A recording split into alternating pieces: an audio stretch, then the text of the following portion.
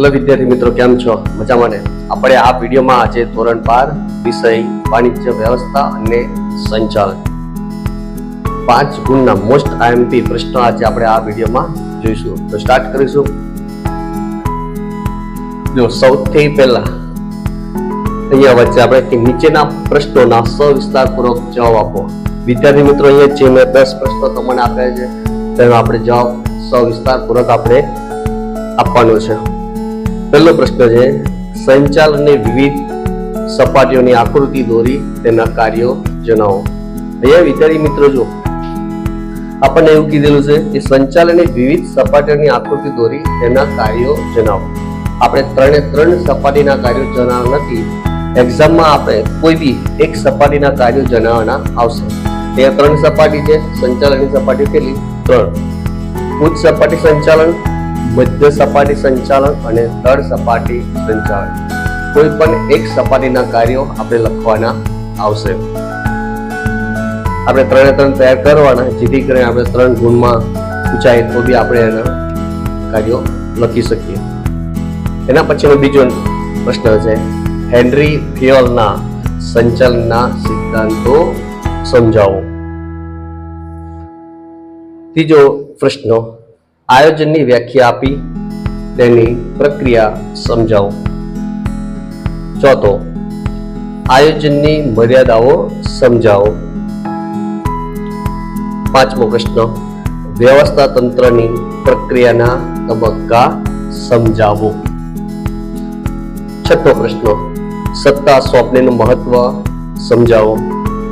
વિદ્યાર્થી મિત્રો, આ બધા જ પ્રશ્નોના જવાબ તમારે મુદ્દાસર લખવાના છે.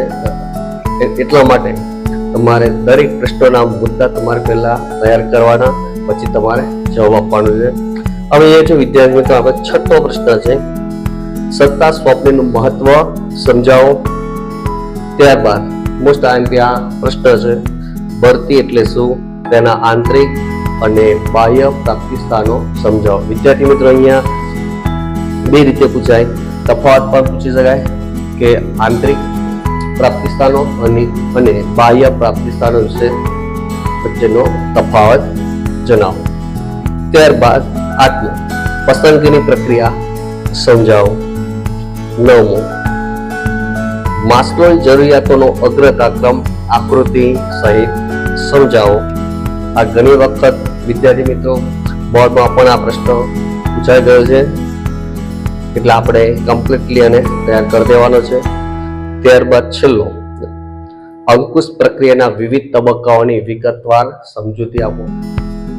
વિદ્યાર્થી મિત્રો, આપણે જો 5માંથી 5 ગુણ જોતા હોય તો આ દરેક પ્રશ્નોના આન્સર મુદ્દાસર લખવાના. ફક્ત નિબંધ પ્રકારના 1 કે 2 પેજ તમે ભરી દો, 5માંથી 5 ગુણ મળશે નહીં, પણ મુદ્દાસર લખશો તો 100% 5માંથી 5 ગુણ આપણે મળવા પાત્ર રહેશે. હવે વિદ્યાર્થી મિત્રો, આપણે બીજા વિડીયોમાં વિભાગ C ના મોસ્ટ આઈએમપી દાખલા રજૂ કરીશું. તો વિદ્યાર્થી મિત્રો, આ 10 કમ્પ્લીટ પ્રશ્ન તૈયાર કરી દીધો, જેથી કરીને પ્રથમ કસોટીમાં તો ઉપયોગી હશે, પણ આ જ પ્રશ્નો દ્વિતીય પરીક્ષા અને વાર્ષિક પરીક્ષામાં પણ આ પ્રશ્નો તમને ઉપયોગી સાબિત થશે. હવે પ્રથમ કસોટીના ગણતરીના દિવસો બાકી રહ્યા છે, તો તમે આ પ્રશ્નોની તૈયારીમાં લાગી જાઓ. Thank you.